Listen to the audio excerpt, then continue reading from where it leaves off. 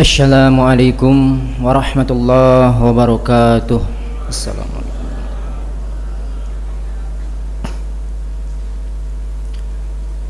A'udzu billahi minasy syaithanir rajim.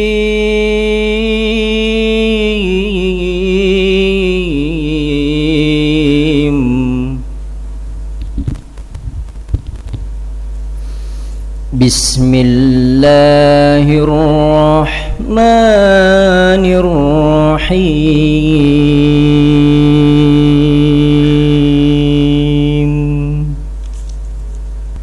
Selanjutnya Bapak dan Ibu, kita masuk pada acara inti kita pada malam hari ini, yaitu penyampaian materi kajian yang akan disampaikan oleh guru kita Al-Ustadz Gende Muda Huta Saud dalam tema yang akan bersampaikan yaitu rahmat perjuangan. Kepada beliau waktu dan tempat dipersilakan. Bismillahirrahmanirrahim.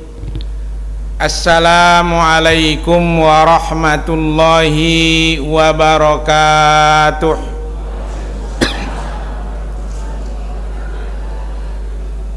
Alhamdulillahilladzi an'amana bi ni'matil imani wal islam.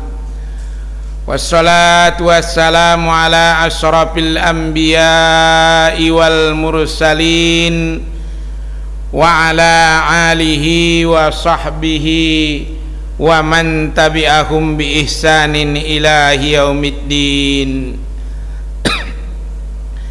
Asyhadu an la ilaha illallah wahdahu la syarikalah, lahul mulku wa lahul hamdu yuhyi wa yumitu wa huwa ala kulli syai'in qadir.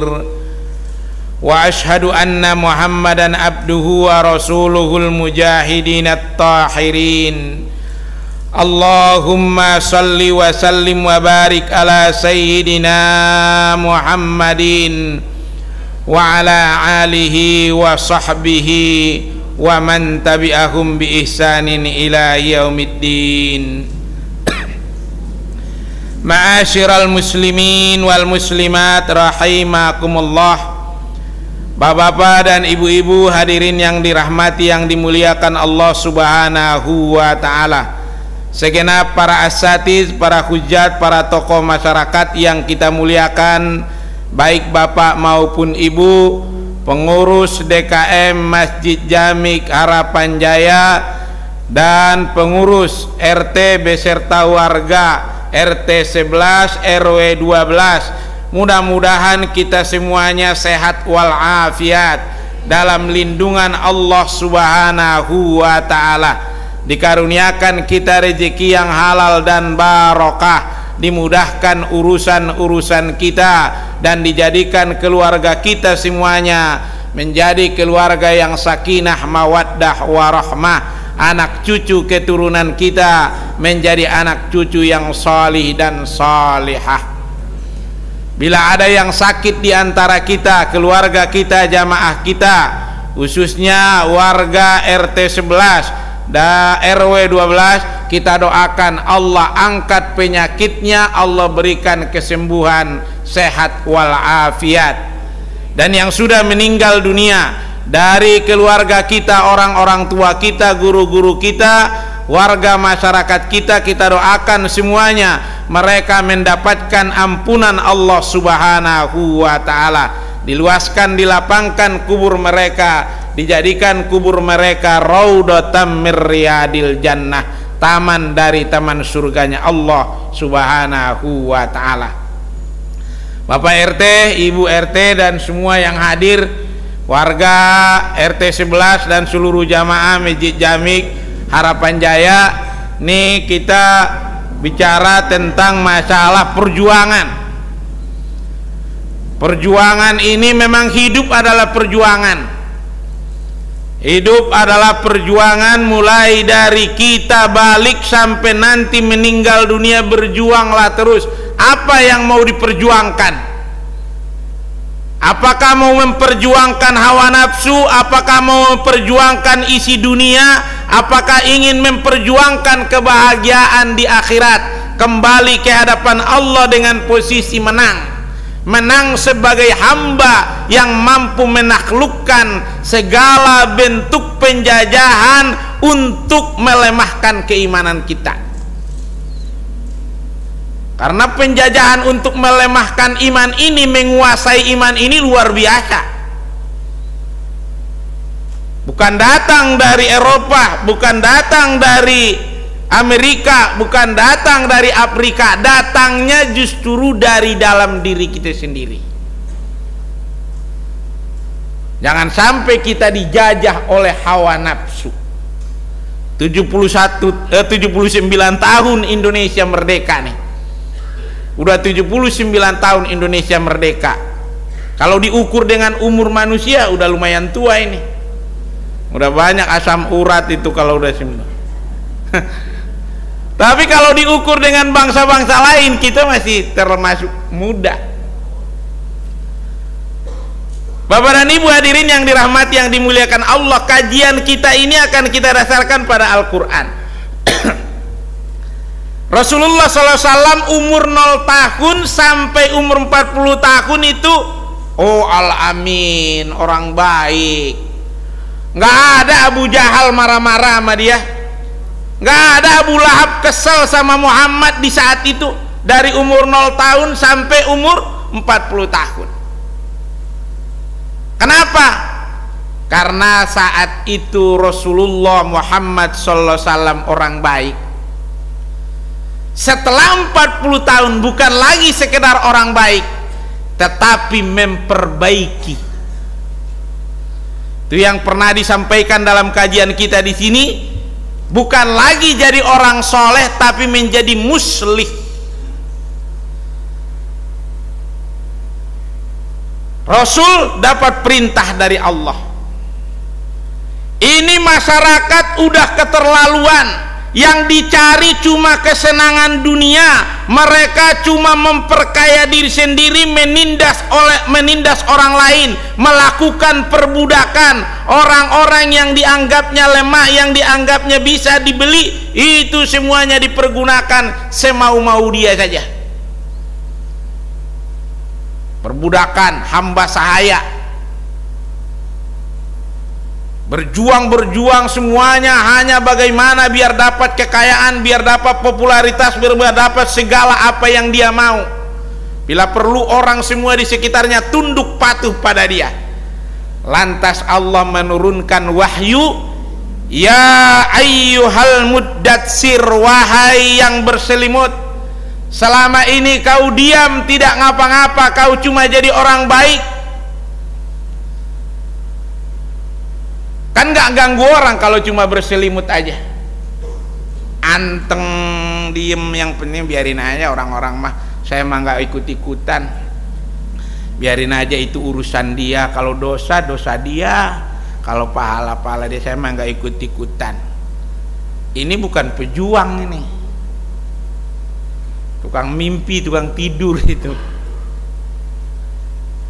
Datang malaikat Jibril kepada Rasulullah SAW, ya ayyuhal muddatsir. Ini bukan sekedar membangunkan orang tidur. Masa harus turun malaikat bangunin orang tidur doang? Kum, Pak Anjir, bangkit, bangun. Bukan bangun dari tempat tidur, tapi bangun peradaban, bangun masyarakat, bangun kehidupan manusia ini. Bagaimana membangunnya? Nih pondasinya. Pondasi pertama yang diajarkan kepada Rasulullah oleh Allah Subhanahu wa Ta'ala, yang harus ditanamkan di kehidupan masyarakat ini, di kehidupan manusia ini, wa rabbaka fakabbir, Tuhanmu agungkanlah. Kalau mengagung-agungkan dunia, mengagung-agungkan jabatan, mengagung-agungkan harta, mengagung-agungkan keluarga, kacau. Udah pernah kejadian tuh, ada hukum dibikin sama dia di surah Al-Qasas tuh. Fir'aun bikin hukum gara-gara dia mimpi, pokoknya asal lahir laki-laki dari kalangan Bani Israel bunuh. Ketetapan hukum, gak boleh ada yang ganggu gugat, gak ada demo habis sama Fir'aun. nggak boleh. Ini hukum udah ditetapkan, udah sepakat, semua sepakat. Kalau buat zaman sekarang legislatif, yudikatif, eksekutif sepakat tuh, pokoknya lahir bunuh, nggak ada pertentangan, nggak boleh ada perbedaan pendapat. Asiyah istrinya pagi-pagi mandi ngelihat peti, diambil, dibuka bayi. Wah, ini dibawa ke rumah. Yang bawa permaisuri yang paling dicintai. Nyampe di rumah, siapa ini? Bunuh. Jangan, kita kan udah lama berkeluarga, udah lama menikah, belum dikaruniakan anak. Ini akan menjadi qurrata ayuni, menjadi penyedap pandangan mataku dan juga menjadi penyedap pandangan matamu, kata Asiyah kepada Fir'aun. Hukum berubah. Ya udah, untuk yang satu ini boleh tuh.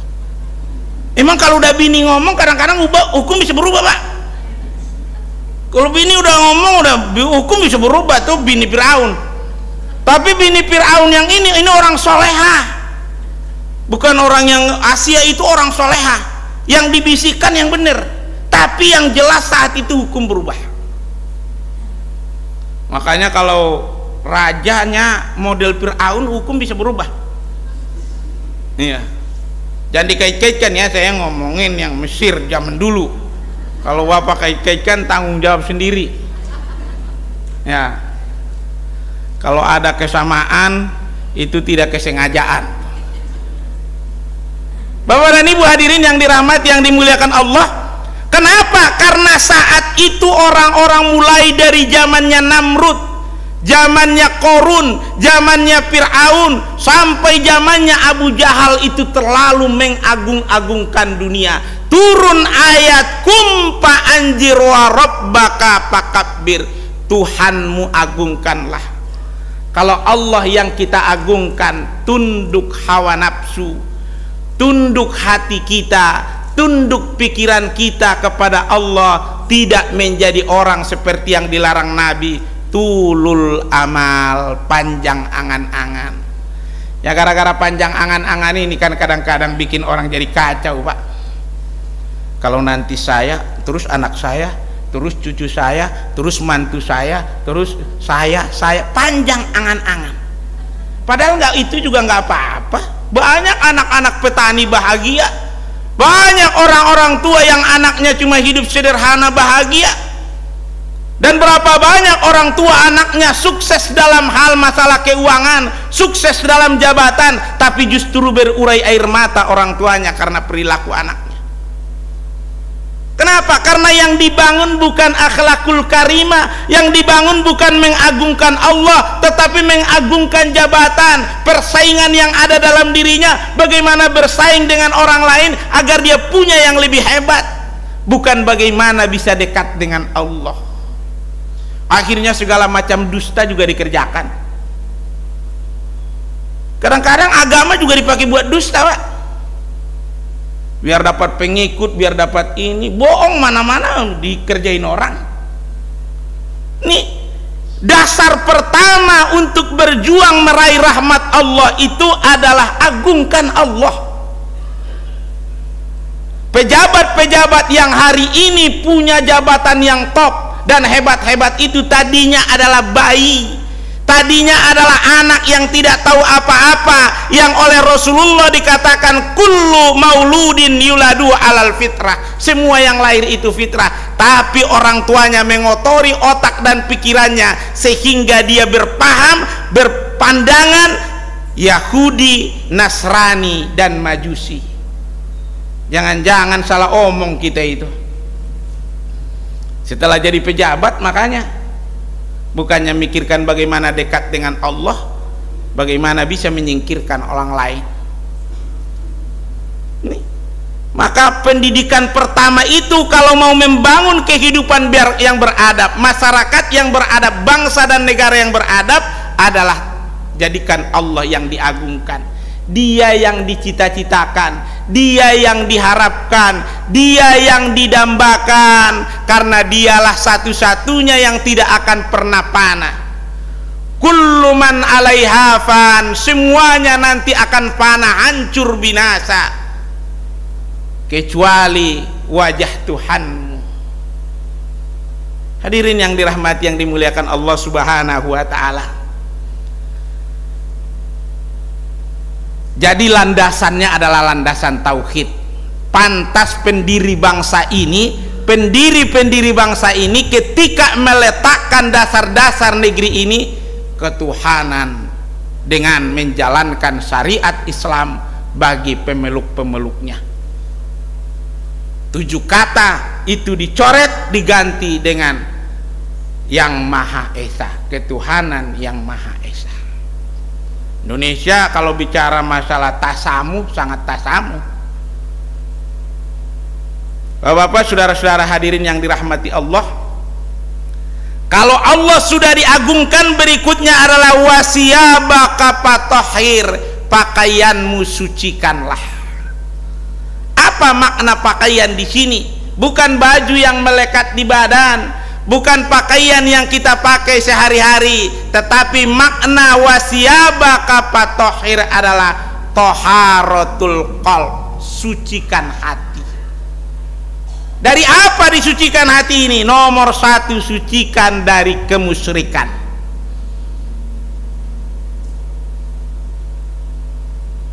Luqmanul Hakim dalam surah Luqman itu sudah ngomong ke anaknya, ya bunayya la tusyrik billahi syai'ah, wahai anakku, jangan pernah mensyirikatkan Allah dengan sesuatu apapun juga. Inna syirka la julmun ajim, karena mensyirikatkan Allah itu adalah aniaya yang besar. 79 tahun Indonesia merdeka, kemusyrikan masih dipertontonkan di hadapan kita. Tontonkan. Musim hujan panggil pawang hujan. Udah kayak zaman nenek-nenek kita dulu. Iya, segala kolor dilemparin ke atas. Aneh, masa 79 tahun Indonesia merdeka masih manggil. Ini dunia, semua orang berpengetahuan udah tahu bagaimana proses terjadinya hujan. Dipanggil yang kagak jelas pawang hujan. Belum ada fakultas pawang hujan di universitas manapun di dunia ini. Nih,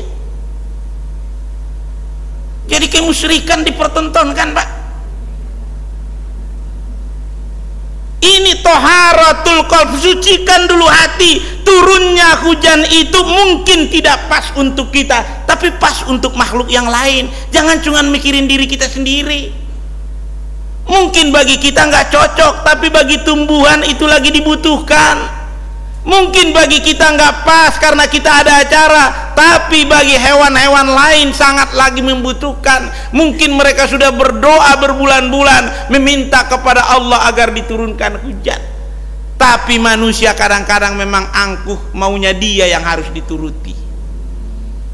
Harusnya kan seperti doa kita, jadikan hujan ini nafi'an, menjadi manfaat bagi kami. Belum lagi kemusyrikan yang lain.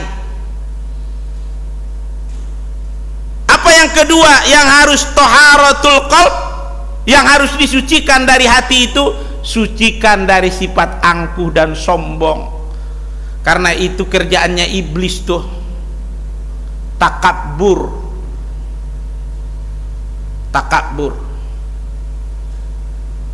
Nggak boleh ada lebih orang dari dia, semua orang harus ada di bawah dia. Bahaya, pasti bahaya orang seperti itu.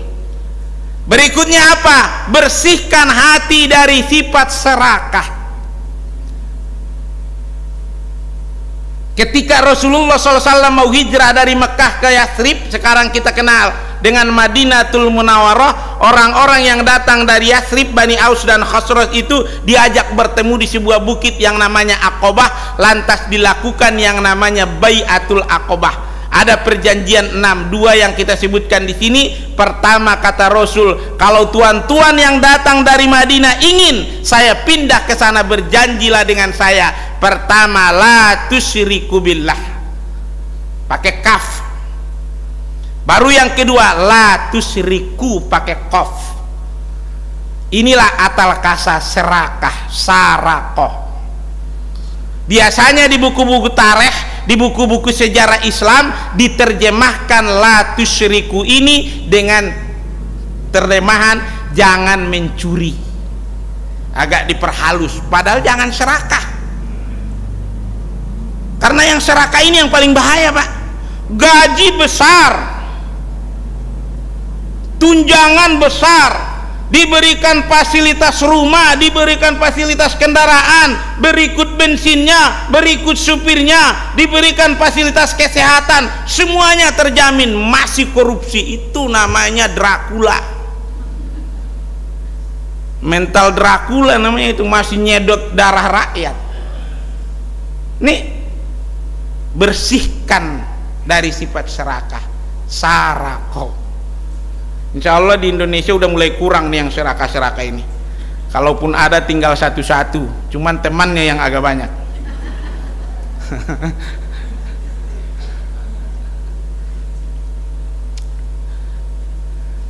Pertama adalah toharatul qalb, yang kedua adalah toharatul amal.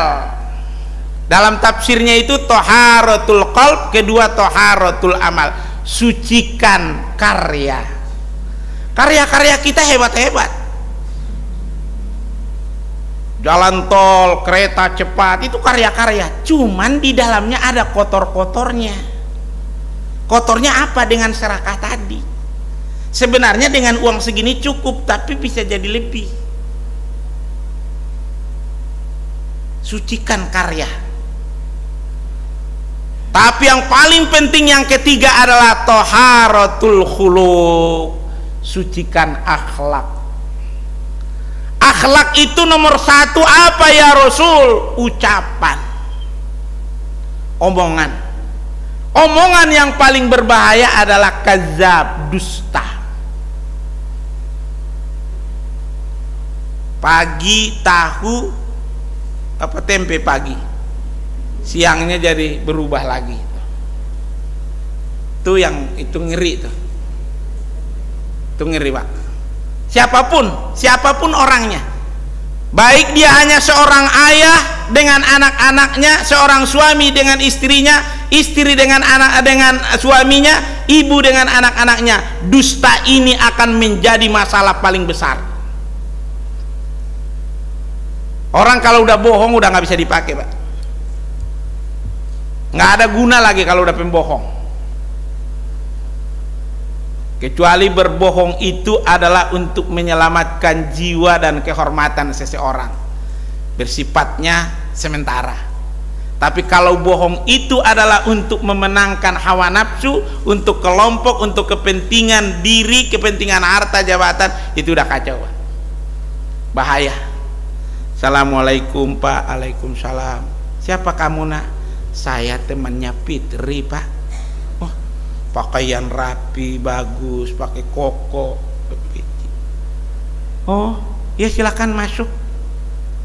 Ada apa, nak? Iya, saya ingin memperkenalkan diri. Saya ingin lebih dekat dengan Fitri, biar Bapak bisa juga kenal dengan saya. Oh, iya. Apa kerjamu, nak? Ya, Pak, saya mah kerjanya bisnis kecil-kecilan, Pak. Bisnis apa itu? Ya biasa, Pak. Kadang-kadang real estate, ya juga bisnis otomotif. Berapa penghasilanmu itu sebulan? Enggak banyak, Pak. Kira-kira ya antara 300 sampai 500 juta sebulan.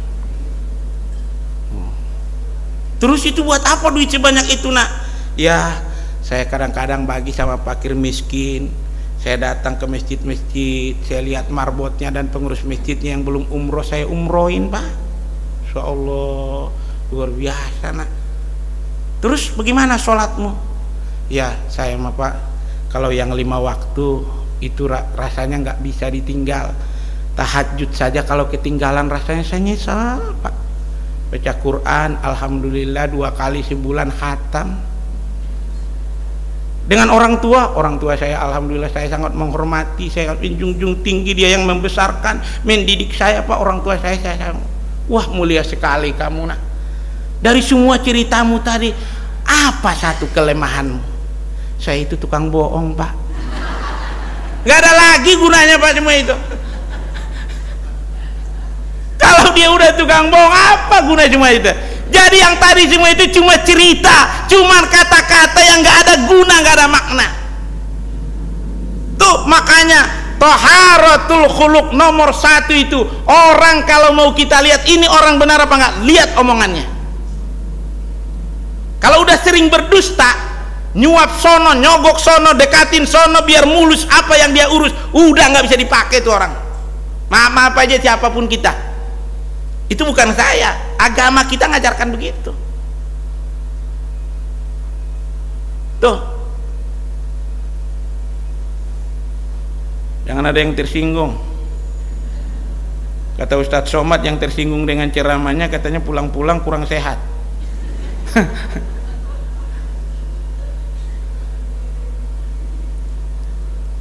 Ini siapapun kita, nggak mesti ke level yang tinggi. Siapapun kita ini, kalau ingin memperbaiki akhlak kita, memperbaiki akhlak keluarga kita, memperbaiki akhlak masyarakat, bangsa dan negara ini, kita mau berjuang untuk itu. Nomor 1 yang harus ditanamkan, jujur.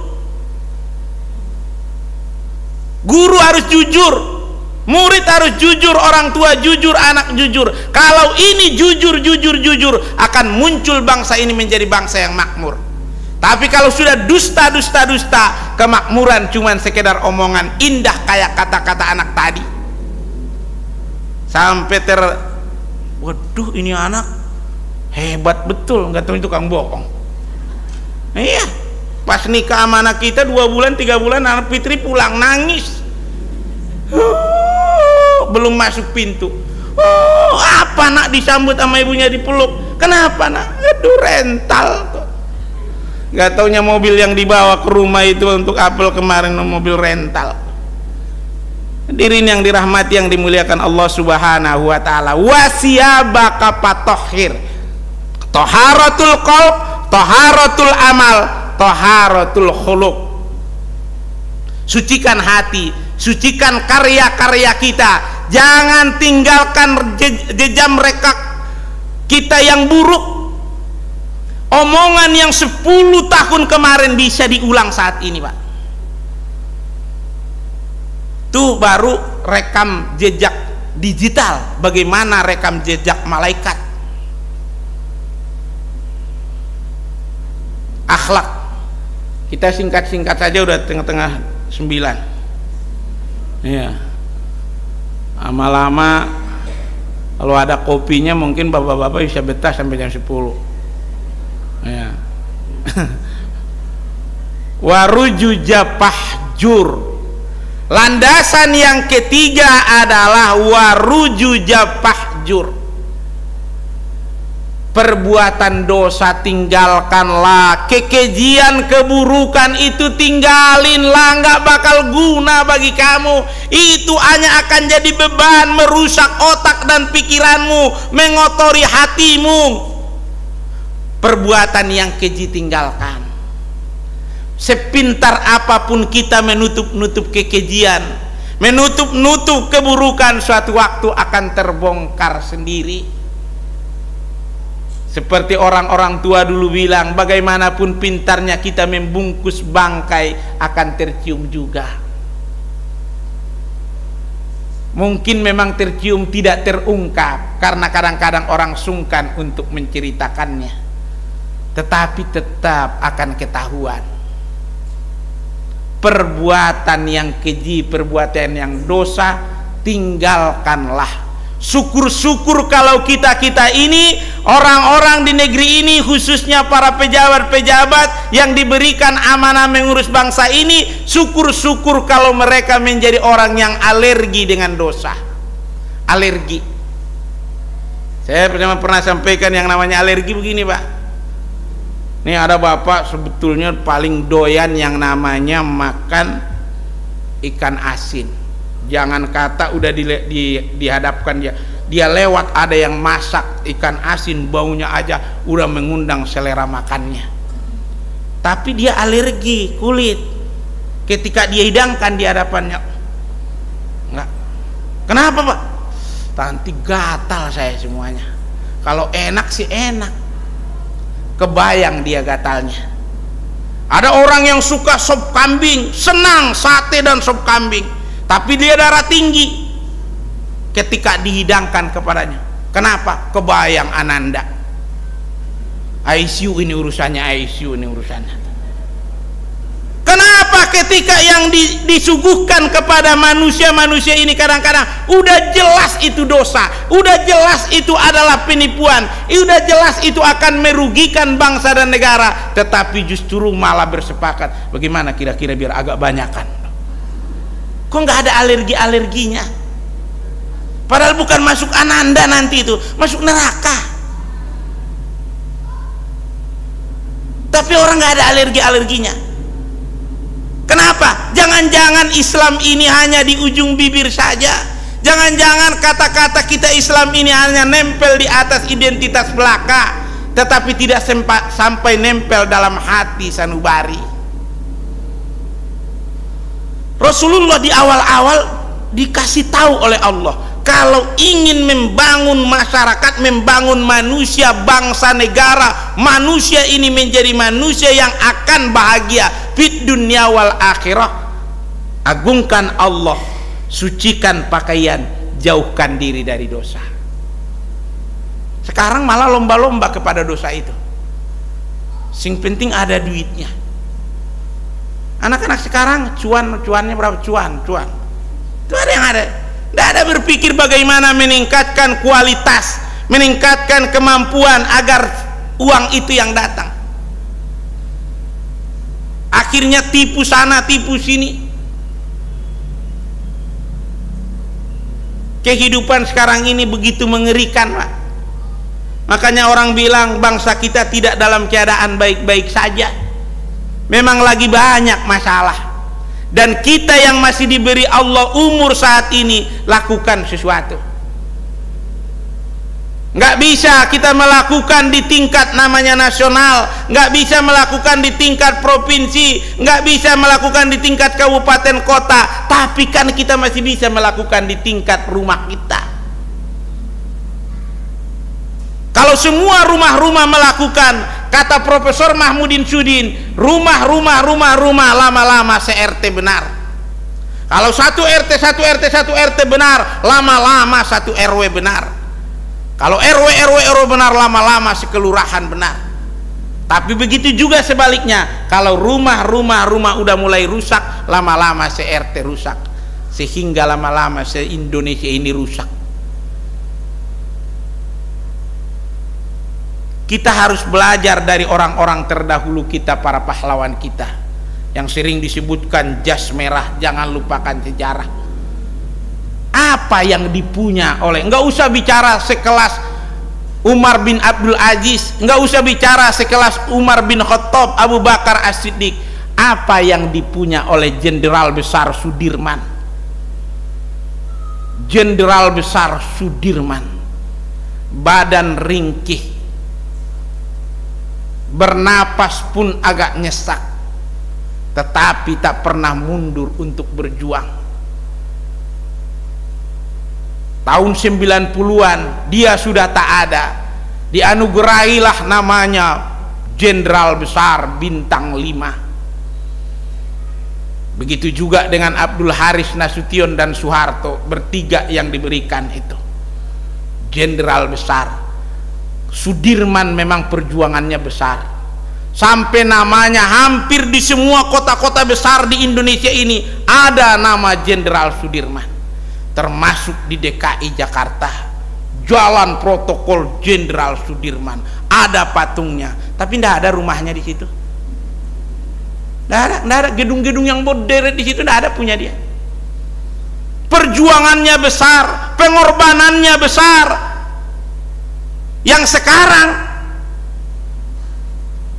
perjuangannya kecil, pengorbanannya kecil, lagunya tengil, korupsinya besar.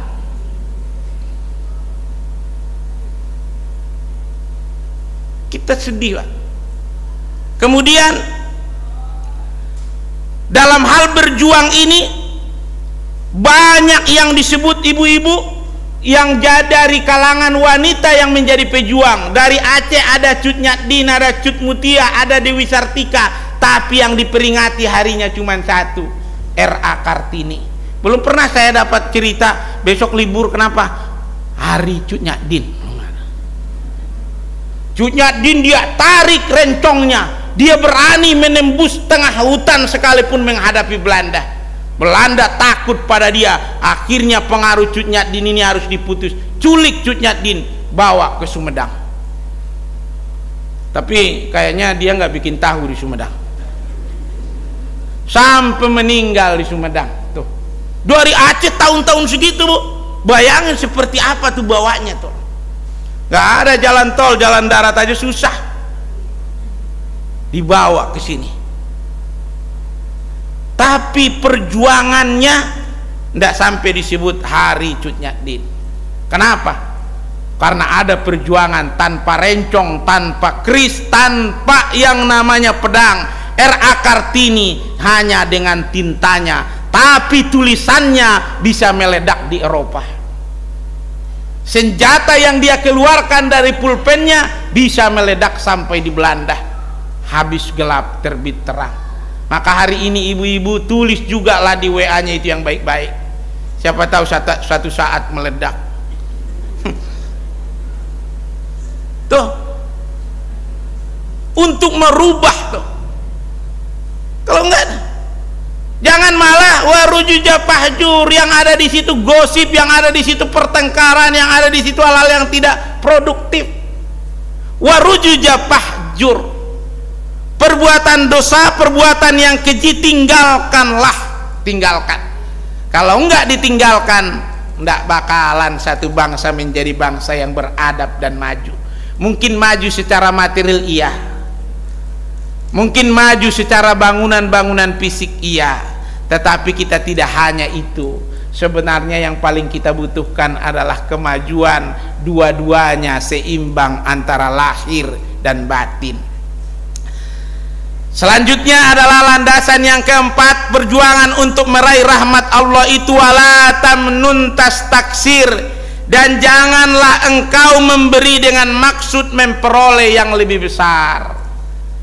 Gak apa-apalah hari ini 2 bulan saya kasih sembako tiap kampung, habis 2 bulan ini 5 tahun saya ambil. Ada peringatan itu, Pak, di Quran. Wala tamnun tastaksir, jangan memberi dengan mengharapkan untuk mendapat yang lebih besar. Tidak apa-apa saya habis 3-4 miliar biasa itu. Toh nanti setelah itu saya dapat puluhan miliar. Kan itu yang sekarang. Coba, Pak. Itu yang luar biasa.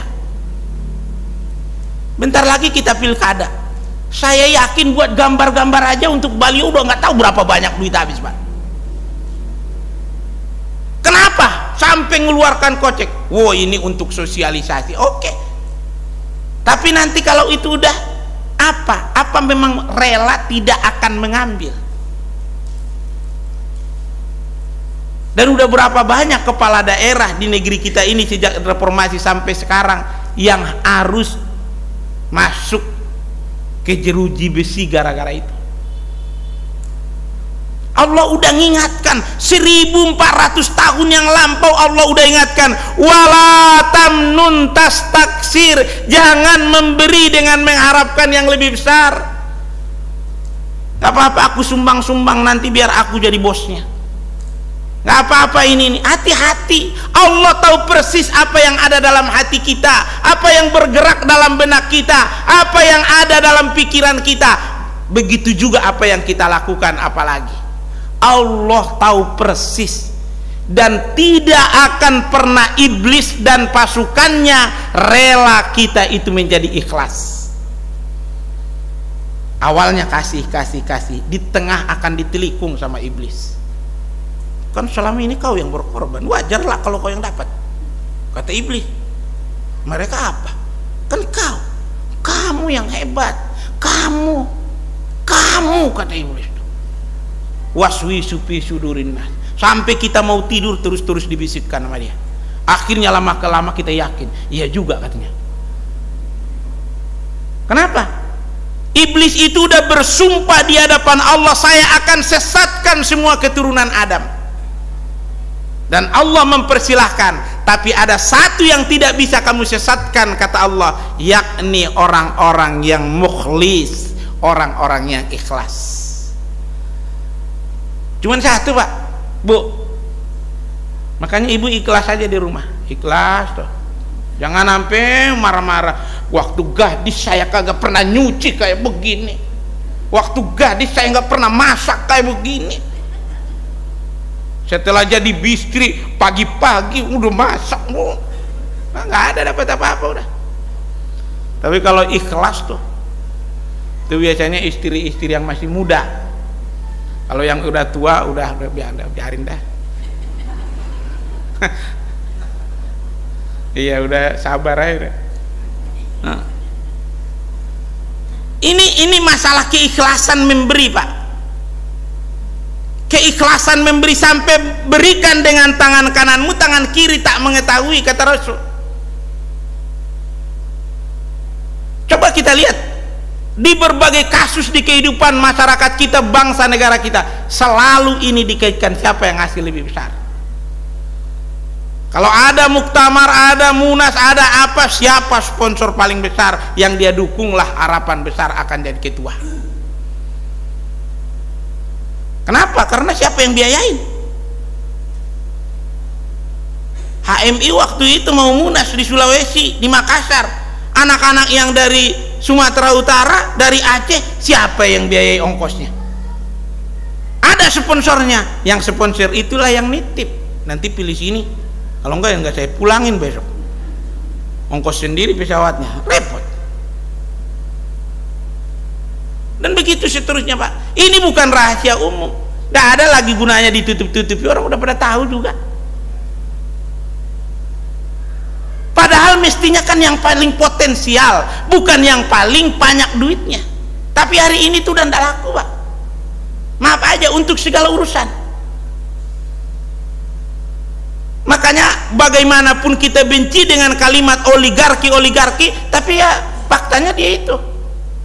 Tadi yang punya duit. Selama suara kita bisa dibeli, selama bangsa ini mengagung-agungkan uang, mengagung-agungkan harta, maka pelanggaran terhadap wala tamnun tastaksir akan terus terjadi. Wala tamnun, dan itu memang dilema besar, tidak mudah ngarapin ini. Ada 3 calon cerita, Pak Ustadz. Kami ada 3 calon. Yang satu bilang dia akan didukung si Fulan. Itu yang paling kaya di kampung kita ini. Dia udah nyiapkan satu orang 500.000. Saya nggak mampu. Saya paling bisa 50.000. Nggak bakal menang saya. Tapi dia itu, ya itu mah masih main judi, Pak Ustadz. Main judi, mabok, ngumpul lama itu di kampung ini. Ntar jadi kepala desa, yang menang yang ngasih duit, Pak. Nah yang lain didatangin ke rumah. Di rumah ini berapa yang akan milih? Di sini ada istri, anak 2 udah dewasa, udah nih 2 juta, pilih sebulan. Didatangin langsung ke rumahnya. Wala tamnun tastaksir. Mana sembako di rumah juga habis, tiba-tiba datang nawarin 2 juta, kan gelap, Pak. Iya, kalau di kota-kota yang masih orangnya duitnya masih ada di kantongnya, mungkin 10 juta ditawarin 2 juta dia. Enggak. Di kampung duit tinggal 30.000, datang nawarin 2 juta buat sekeluarga. Apa enggak hilang semuanya? Jadi hadirin yang dirahmati, yang dimuliakan Allah, selama manusia itu tidak mengagungkan Allah, hati tidak bersih, masih suka dengan yang namanya kemaksiatan, dan akan terjuallah yang namanya kebenaran. Wala tamnun tastaksir.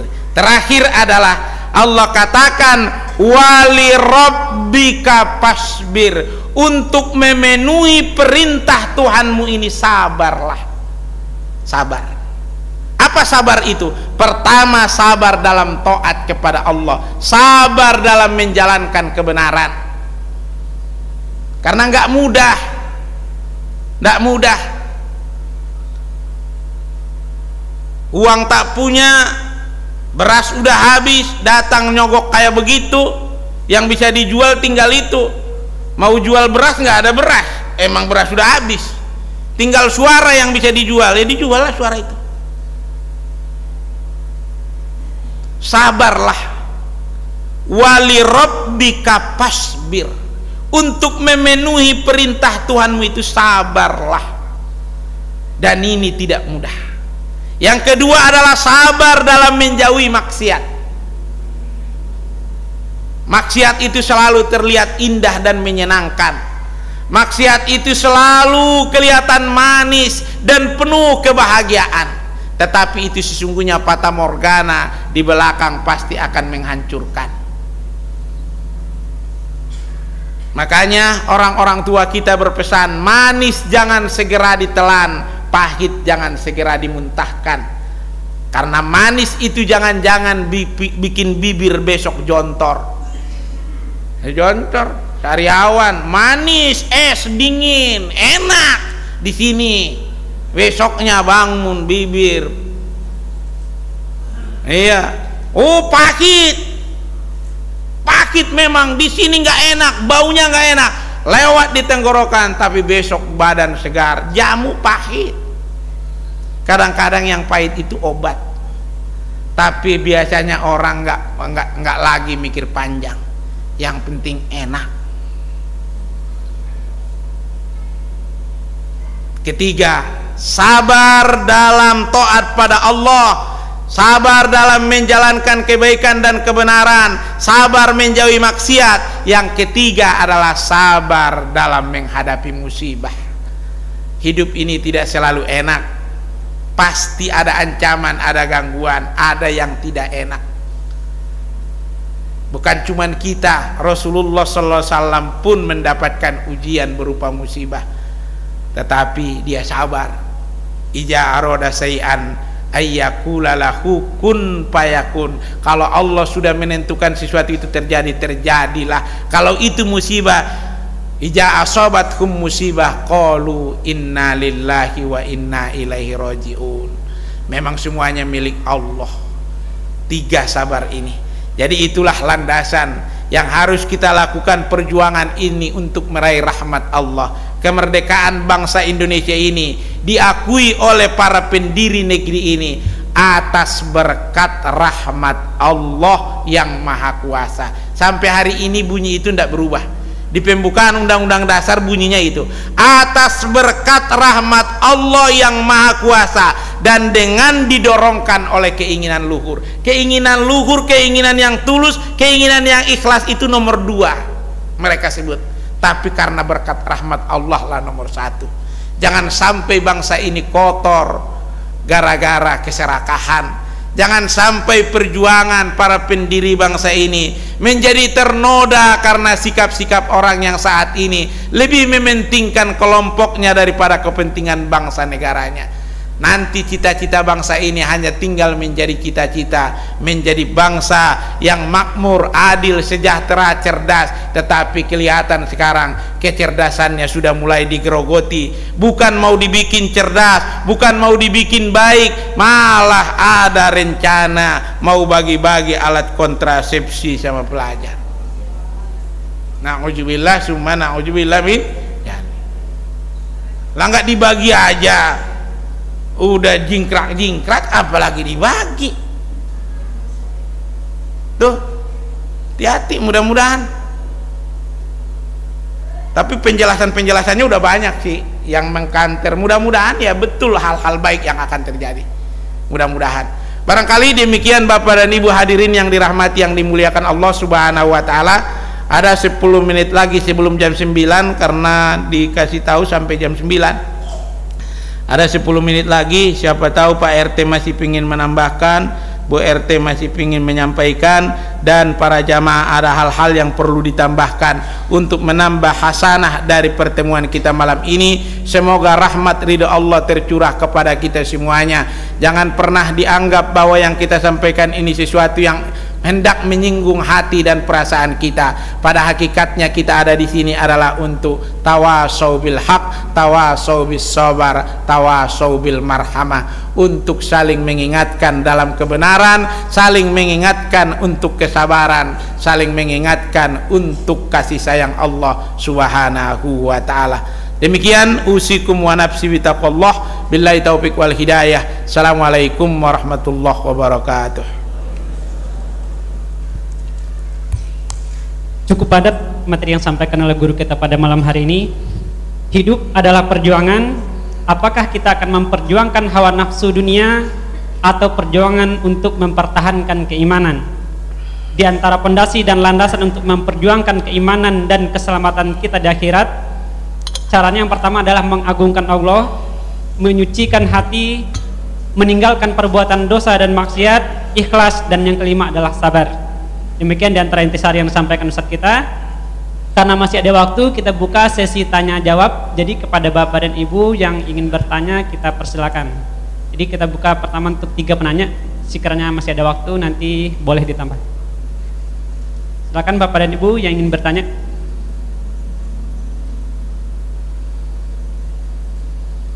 Bapak Haji Putri.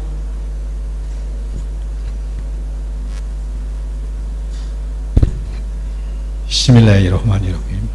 Assalamualaikum warahmatullahi wabarakatuh. Waalaikumsalam warahmatullahi wabarakatuh. Ustadz yang kami hormati, menyimak materi kajian pada malam hari yang bertemakan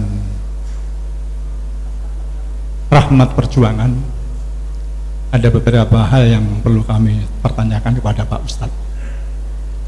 Yang pertama terkait dengan kata rahmat atau rahmat dalam bahasa Arab, yang diartikan sebagai kasih sayang atau belas kasih, kebaikan yang melimpah, atau sifat empati terhadap sesama. Yang menjadi pertanyaan, apa makna rahmat dalam konteks atau lingkup ar-Rahman, dan rahmat dalam konteks ar-Rahim? Dan tentunya kita kaitkan dengan surat Al-Kafirun ayat 6.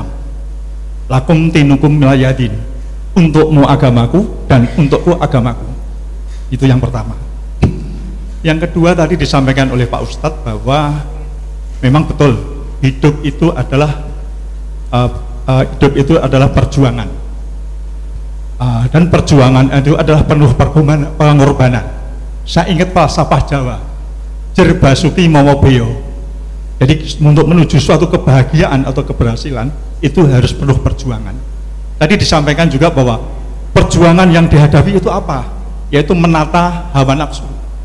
Yaitu artinya adalah untuk meniti dan menata hawa nafsu dalam peta jalan kehidupan yang ditunjukkan kepada Allah dalam rangka untuk meningkatkan keimanan dan ketakwaan. Yang menjadi pertanyaan adalah bagaimana cara tadi disampaikan, ada juga disinggung masalah landasan rahmat perjuangan. Tapi yang jadi pertanyaan saya adalah bagaimana caranya untuk menggapai atau meraih rahmat Allah dan mahfirah, karena tadi disinggung masalah dosa-dosa atau ampunan, supaya dalam perjuangan hidup kita ini dapat meningkatkan keimanan dan ketakwaan. Demikian Pak Ustadz pertanyaan kami. Mohon maaf kalau ada hal yang kurang berkenan. Wassalamualaikum warahmatullahi wabarakatuh. Waalaikumsalam warahmatullahi wabarakatuh. Kita tampung dulu Pak. Baik Bapak dan Ibu, jika masih ada.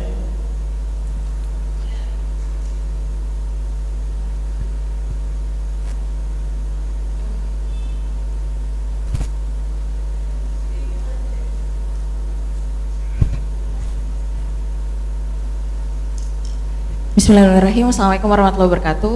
Waalaikumsalam warahmatullahi wabarakatuh. Terima kasih atas kesempatan yang diberikan. Terkait dengan rahmat perjuangan, Pak Ustadz, ada satu hal yang maksudnya gini, setiap hari pasti kita ingin di fitrah kita adalah selalu berjuang untuk sesuatu itu gitu, sesuatu apapun itu. Tapi sebenarnya apa sih sebenarnya kayak tanda-tanda atau semacam clue untuk tahu bahwa sebenarnya apa yang kita perjuangkan itu adalah sesuatu yang diridhoi Allah gitu. Itu Pak Ustadz. Terima kasih. Wassalamualaikum warahmatullahi wabarakatuh. Waalaikumsalam warahmatullahi wabarakatuh. Terima kasih. Apakah masih ada? Ya, Bapak Haji. Bismillahirrahmanirrahim. Assalamualaikum warahmatullahi wabarakatuh. Waalaikumsalam warahmatullahi wabarakatuh. Terima kasih Ustaz. Mohon izin.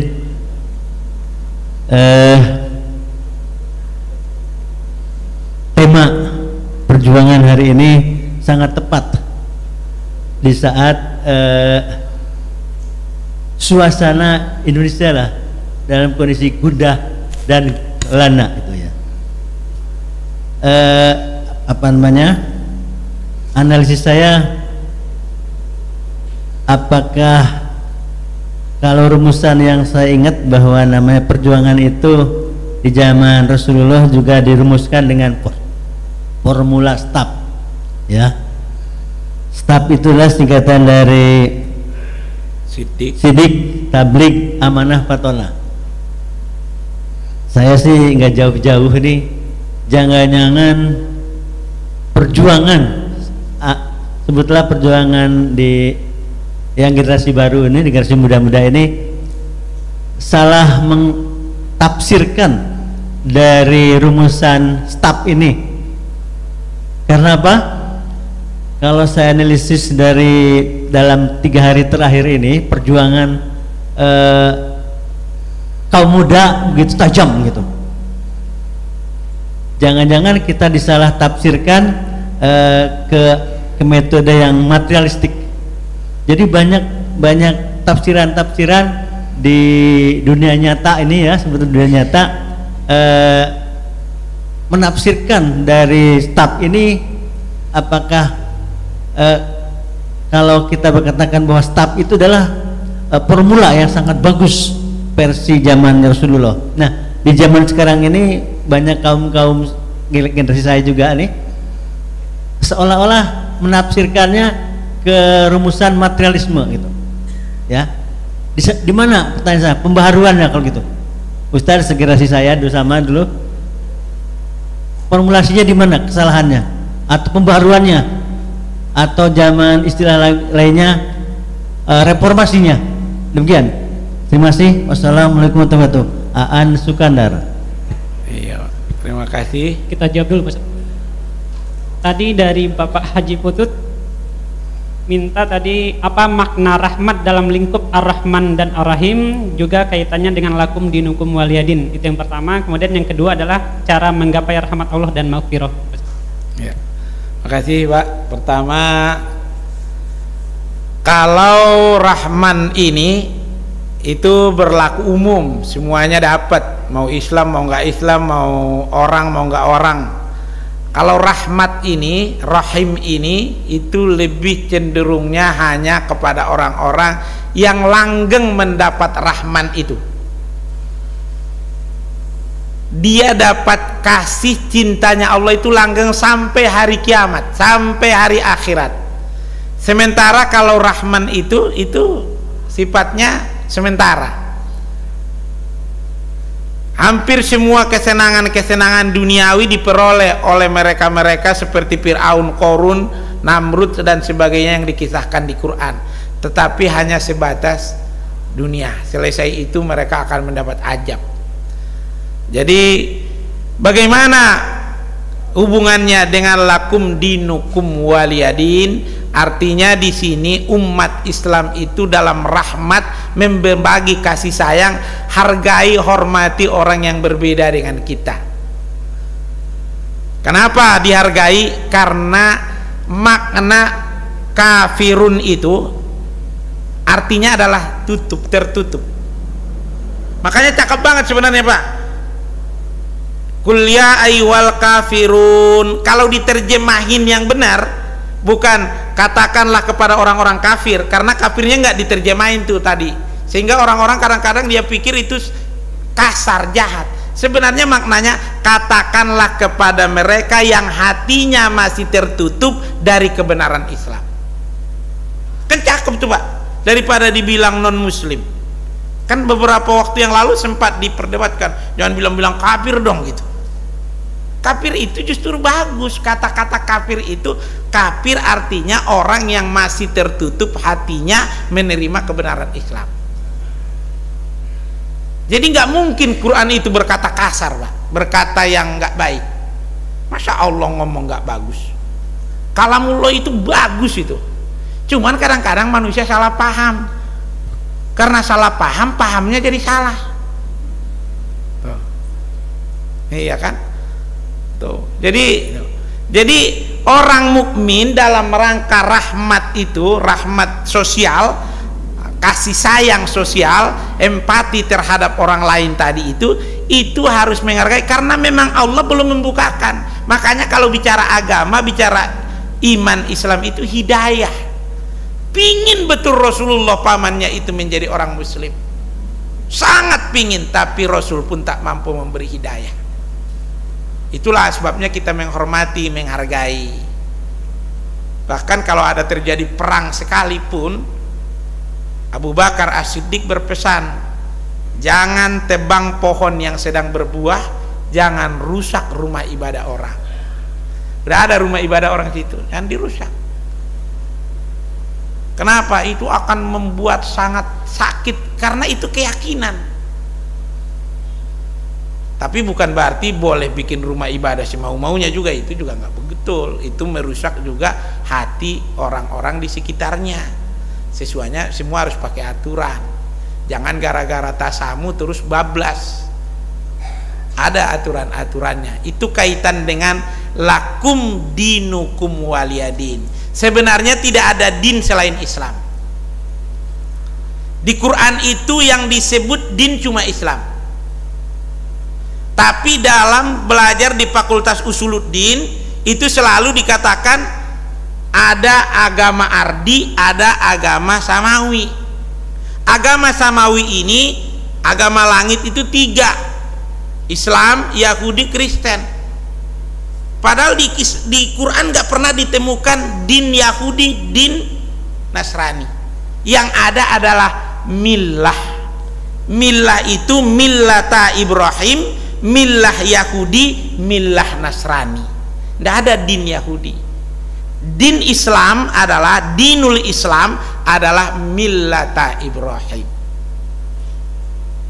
Jadi itu kalau kajian tentang itu memang agak lebih ini. Jadi bapak-bapak, saudara-saudara sekalian, bahwa rahmat itu adalah kasih sayang. Orang-orang beriman harus menunjukkan kasih sayang. Jangankan pada manusia, sama semut saja kita harus kasih sayang. Rasul tuh Rasul larang kita buang air kecil di pojok-pojok, di bawah-bawah pohon tuh. Kenapa? Jangan-jangan di situ semut lagi rapat, lagi munas semut. Lah kalau nanti yang mati itu istrinya, duda suaminya. Bagi yang buang air kecil sih biasa aja, tapi bagi semut itu kan lebih dahsyat dari tsunami. Mana panas lagi tuh. Makanya Allah itu Rasulullah Islam ini dalam mengajarkan rahmat bukan cuman sama manusia yang berbeda keyakinan, sama semut saja kita disuruh kasih sayang. Rahmat itu tadi, berempati. Orang yang memberi minum seekor guk-guk yang kehausan saja mendapat balasan surga dari Allah Subhanahu wa taala. Tuh. Jadi tuh Pak Haji. Kemudian bagaimana dengan ampunan?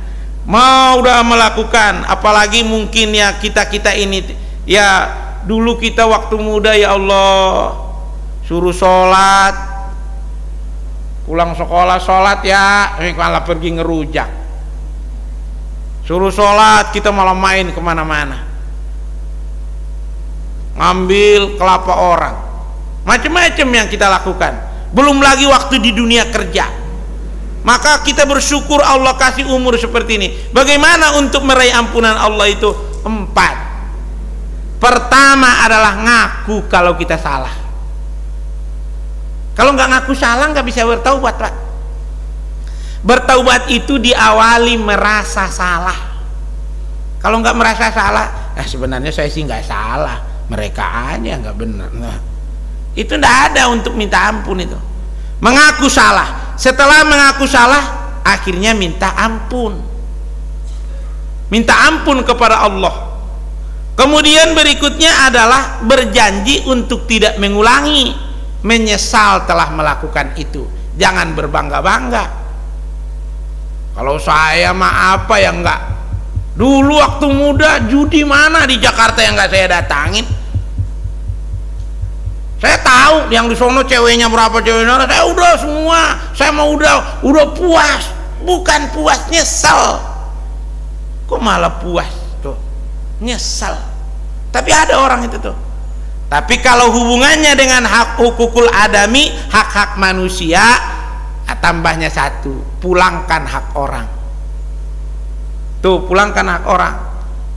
Gak bisa nyolong sendal di masjid, astagfirullahaladzim, tapi sendalnya dipakai terus.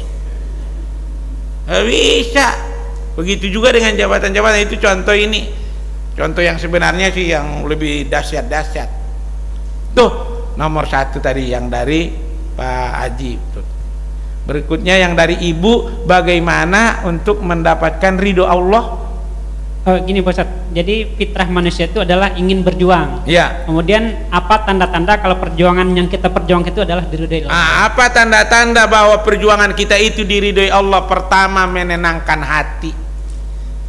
Setelah kita tunaikan hati kita, perasaan kita tenang, bahkan ada rasa syukur, ada rasa bahagia telah melakukan itu, padahal letih, capek, udah mengorbankan tadi, korban tenaga, korban biaya, korban waktu, udah kita berkorban, tapi tenang, senang. Tapi kalau gelisah, itu tanda-tanda perjuangan kurang bagus. Kemudian pingin orang lain tahu. Pertama, menenangkan hati kita, pingin orang lain tahu. Makanya kalau dia ikut misalkan yang bagus-bagus, foto diupload, yang jelek-jelek kagak diupload tuh sama dia. Lagi ngambil apa namanya, ngambil bakwan dimasukin ke tas, kagak diupload sama dia. Kenapa? Takut, nggak enak. Iya. Pertama, menenangkan hati, senang kita melakukannya, padahal udah capek, udah letih, udah berkorban, udah mengeluarkan tenaga, pikiran, biaya, waktu, segala macam, tapi senang hati kita. Yang kedua, pingin diketahui orang lain, tapi jangan dikasih tahu, cuman ada keinginan itu, pingin orang tahu, tapi jangan dibilang-bilang. Kalau dibilang-bilang nanti jadi ria. Tuh. Tapi bahwa di hati ingin orang tahu, dan kalau orang tahu kita malah biasa saja, senang kita. Tanda-tandanya kalau dosa nggak menenangkan hati, tidak diridhoi Allah, itu kalau nggak menenangkan hati dan pingin jangan orang ada yang tahu. Makanya yang korupsi itu dibikin apel Malang, apel Washington, diganti namanya. Kalau apel Malang rupiah, Washington dolar. Kenapa diganti? Karena agar orang lain jangan tahu. Tuh, makanya mereka punya kode-kode tersendiri. Tapi kalau bicara tentang kemaksiatan ini luar biasa lompatannya, Pak. Luar biasa lompatannya. Tahun 90-an saya masih ngajar ngaji di Rumah Tahanan Negara Pondok Bambu. Ada perempuan di sana dikasih sebutan, ucapan, ungkapan ratu ekstasi, namanya Jarima. 29.000 butir ekstasi tahun 90-an. Sekarang bukan 29.000 lagi, 1 ton, 2 ton kontainer. Itu 29.000 itu tahun 90-an. korupsi heboh Indonesia, heboh luar biasa, 1,3 triliun. Kasus Bapindo, Edi Tansil namanya. Ketemu juga orangnya di Rutan Salemba. 1,3 triliun. Setelah 2024 ini 2023 300 triliun. Tuh. Mereka tetap semangat, Pak. Hebat mereka. Berjuang, nggak ada mundur. Lah kita yang berada dalam posisi baik-baik, masa jadi mundur? Belum ada masjid. Tahun 90 jamaah masjid 30 orang, sekarang menjadi 3.000 orang. Nggak ada. Kemarin 30, sekarang 33 kan. Peningkatannya kecil, tapi peningkatan yang itu luar biasa dahsyatnya. Dahsyat luar biasa. Lihat peningkatan kemaksiatan itu luar biasa, Pak. Itu fakta, tidak ada maksud mendiskreditkan siapapun. Jadi itu, jadi kalau tanda-tanda diridhoi Allah, Bu, Ibu ada rasa puas, senang, bahagia melakukannya. Kan kalau Ibu habis masak, terus anak-anak makan di rumah, bahkan kadang-kadang temannya diajak, kata temannya itu, masakan Ibu enak ya tuh, itu kan Ibu senang tuh. Nah itu berarti masakan yang diridhoi itu. Iya. Tapi kalau nggak apa-apa, dia nanti cerita pulang ke rumahnya, aku tadi makan di rumah si ini, Bu, enak ibunya masaknya, itu senang. Tapi kalau udah diumpet-umpetin, jangan bilang-bilang ya. Nah itu udah tanda-tanda. Kalau udah jangan bilang-bilang. Kemudian yang terakhir dari Pak Aan tadi, itu salah tafsir terhadap staf. Oh ya, masalah staf ya. Nih tadi pertama dibilang masalah judul atau tema kita ini kerjaannya Pak Budi ini. Pak Budi ini. Tadinya saya bilangnya rahmat kemerdekaan atau landasan perjuangan, digabung sama beliau menjadi rahmat perjuangan. Wah, luar biasa. Ya. Tuh. Jadi alhamdulillah, terima kasih Pak Budi dan Pak RT itu. Pak RT dan Pak Budi yang ini tuh. Jadi untung tidak sampai ada seminar tentang judul itu tuh. Kayak seminar mau judul skripsi gitu. Alhamdulillah. Tapi emang banyak yang bilang bagus. Tapi dalam hati saya bukan saya yang bikin Pak Budi itu. Itu staf. Apa yang salah dalam ini? Kenapa sekarang padahal landasan yang diberikan oleh Rasul siddiq, tablik, amanah, fatonah, staf. Disingkat orang sekarang dengan staf. Siddiq, tablik, amanah, fatonah. Siddiq benar, tablik itu menyampaikan yang sebenarnya, yang komunikatif juga bisa diterjemahin begitu, amanah. Dan kenapa sekarang ini? Yaitu Pak, kan gini, setan yang berupa jin katanya itu kalau dibacain ayat kursi takut, tapi setan yang berupa manusia kalau kehilangan kursi yang takut.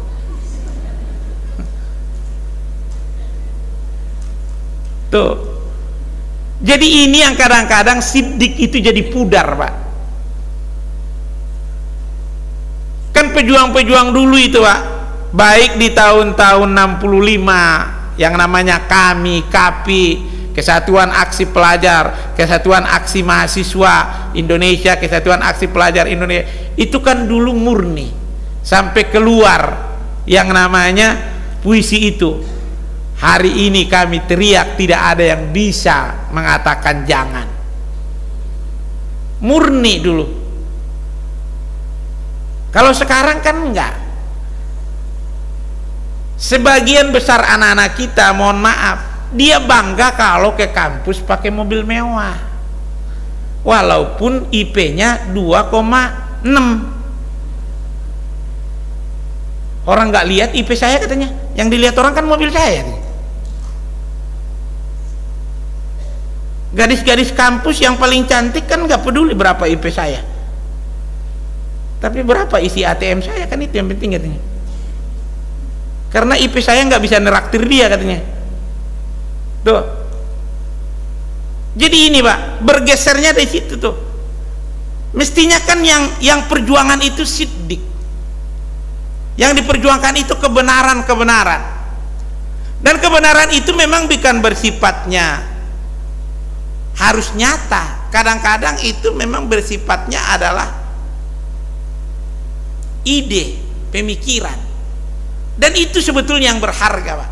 Itu tadi kita sampaikan, Cut Nyak Dien memang berjuang, tetapi yang diperingatkan Raden Ajeng Kartini. Kenapa? Karena Cut Nyak Dien berjuang itu dengan semangat, dengan seluruh pengorbanannya, dan kita salut, bangga dengan itu, dan kita berdoa dia akan mendapatkan pahala yang besar di sisi Allah. Tetapi perjuangannya Raden Ajeng Kartini itu ide, Pak, yang diperjuangkan. Dan ini yang mulai miskin di kita. Miskin. Ulama-ulama besar kita dulu, Syekh Imam Nawawi Al-Bantani itu imam besar di Masjidil Haram, nulis buku 115 kitab. Hari ini kita tidak banyak nulis apa-apa. Ulama-ulama Indonesia yang benar-benar mantap dua saja sampai hari ini. Satu, Buya Hamka, kalau dia ngomong orang betah berjam-jam dengerin dia ceramah di Masjid Al-Azhar di Sisingamangaraja itu dulu. Padahal enggak berapi-api, tapi kalau dia ngisi taklim, kata bapak-bapak kita yang ikut taklim dia itu 2 jam 3 jam orang betah. Dia tidak cuma jago bicara, tapi juga jago nulis. Akhirnya lahirlah karya-karya dia. Kiai Haji Zainuddin MZ, jutaan orang bisa dengar dia ceramah, tapi nggak sempat ada catatan dan tulisannya. Muhammad Natsir jago nulis, tapi nggak jago dia untuk menyampaikannya di depan orang banyak. Jadi begitulah kelebihan-kelebihan. Tapi memang tulisan paling penting sekarang ini tuh. Jadi ide-ide ini harus dikemukakan, Pak. Itu yang menurut saya, di mana letak salahnya ini. Kalau tadi kata Pak An, salahnya sekarang ini memang agak berat untuk berkarya. Toharotul amal tadi yang agak berat, Pak. Orang biasanya ngapa-ngapain langsung mikir duitnya berapa. Kalau mereka ulama-ulama dulu nulis itu kan gak pernah mikir, Pak. Mana ada mereka pikirkan duit itu? Percetakan aja belum ada. Yang ada di pikiran dia bagaimana ini sampai ke umat di belakang hari. Itu yang ada di pikiran dia. Nggak ada mikir. Mana ada mikir royalti apa segala macam, nggak ada. Itu kemurnian itu. Jadi sekarang udah enak, nggak usah nulis, yang kita omong udah di ini sama dia, rekam sama dia.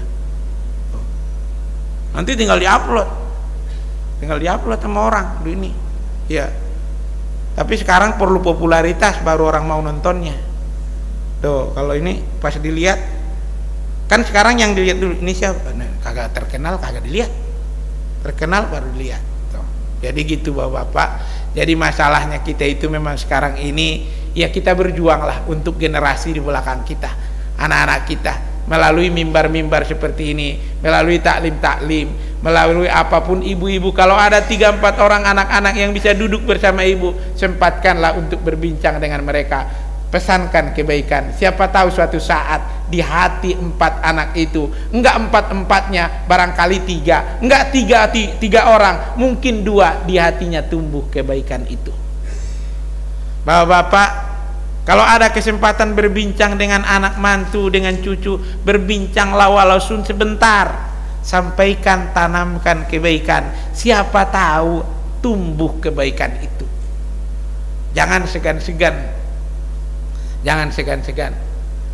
Katakan kepada anak-anak kita, kalau kalian yang saya ajak omong ini ada 10 orang, 10-10-nya nggak hebat, siapa tahu 9 yang hebat. Katakanlah kamu 1 di antara yang 9 itu. Kalau cuma 5 orang yang berhasil dari kalian yang 10, katakan bahwa di antara 5 itu adalah kamu salah satunya. Kalau cuma 2 orang, kamu 1 di antara 2 itu. Kalau cuma 1 orang yang berhasil itu, katakan kaulah orangnya, aku orangnya.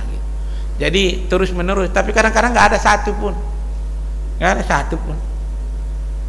Hadirin yang dirahmati yang dimuliakan Allah, karena itu yang dilakukan oleh gurunya Abdul Kalam kan Pak.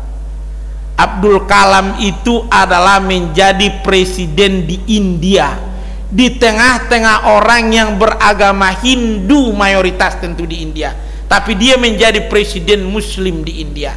Apa yang bikin Abdul Kalam bisa begitu? Gara-gara waktu dia kelas 4 sekolah dasar, dibilang sama gurunya, mereka dibawa ke lapangan, kemudian dipotong-potong kertas, kemudian diarahkan yang namanya kaca cembung untuk ini, kemudian terbakar. Ketika terbakar, murid yang 20-an itu berkata, kok bisa terbakar guru? Abdul Kalam perhatiin apa yang dibilang gurunya. Kalau kau fokus nak, bukan cuman memfokuskan cahaya matahari ke kertas, kau pun bisa menyalakan dunia. Akhirnya Abdul Kalam pun fokus belajar, jadilah dia ahli nuklir terhebat di negerinya. Akhirnya dia bisa menyalakan dunia. Fokus. Kita butuh anak-anak Indonesia yang fokus dengan siddiq, tabligh, amanah dan fatonah. Tanpa fokus, kalau fokusnya kemana-mana, nggak fokus mencari ridho Allah seperti yang ibu bilang tadi, ya kita tidak akan pernah mampu menyalakan cahaya hidayah itu dalam hati. Semoga Allah merahmati meridhoi kita semuanya. Mudah-mudahan apa yang kita tunaikan ini diberkahi dan diridhoi Allah Subhanahu wa taala. Kelak dengan segala perjuangan kita, sekecil apapun yang kita perjuangkan ini, mudah-mudahan dibalas Allah dengan pahala yang berlipat ganda. Siapapun yang berpartisipasi untuk kegiatan taklim malam ini, pengajian RT 11 RW 12 ini, mudah-mudahan semuanya mendapat keberkahan dan keridhaan Allah Subhanahu wa taala. Saya Al-Fakir mengucapkan terima kasih atas segala perhatiannya. Mohon maaf yang setulus-tulusnya atas segala kekurangan dan kesalahan. Semoga ada manfaatnya. Usikum wa nafsi bitaqwallah. Billahi taufiq wal hidayah. Assalamualaikum warahmatullahi wabarakatuh.